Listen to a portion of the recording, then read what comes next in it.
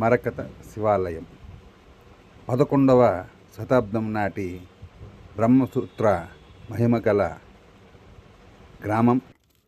చూడడానికి చిన్న దేవాలయం కావచ్చు.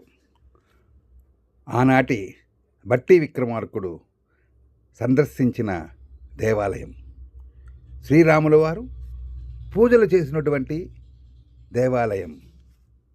వారు ఎన్నో శక్తులని పొంది ఉన్నారు.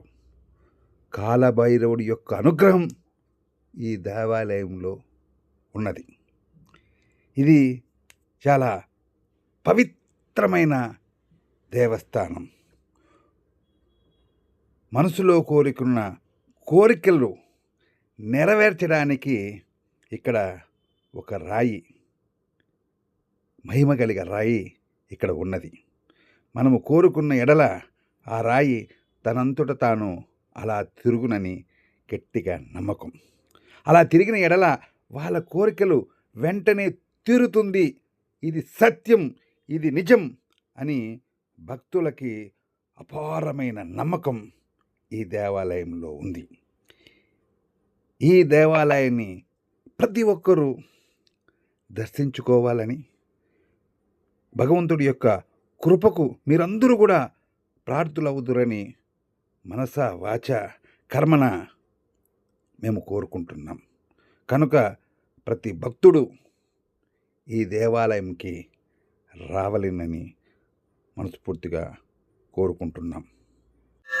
ఇక్కడికి మీరు రావటానికి చక్కటి మార్గాన్ని ఏర్పరచుకోండి.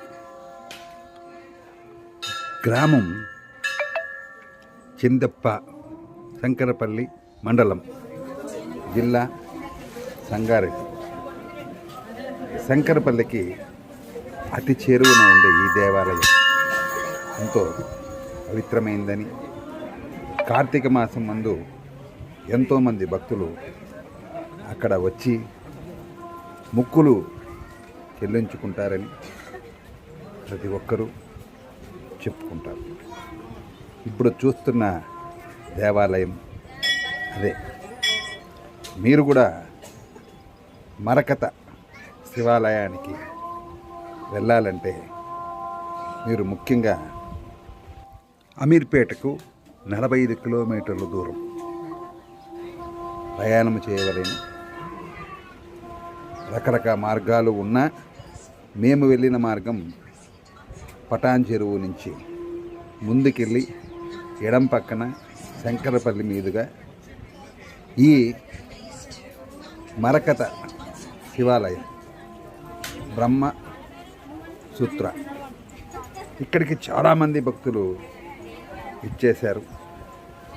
భక్తి శ్రద్ధలతో అక్కడ దేవుణ్ణి పూజలు చేసుకున్నారు.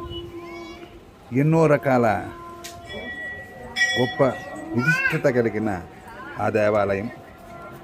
మొక్కుల కొరకు అక్కడికి వెళ్ళి మొక్కు నెరవేరుతుందా లేదా అని తెలుసుకోవడానికి ఒకచోట ఒక పవిత్రమైన రాయి మీద 2 చేతులు అలా పెడితే అలా తిరుగుతూ ఉంటే భక్తులు చాలా చాలా చాలా గట్టిగా నమ్ముతారు.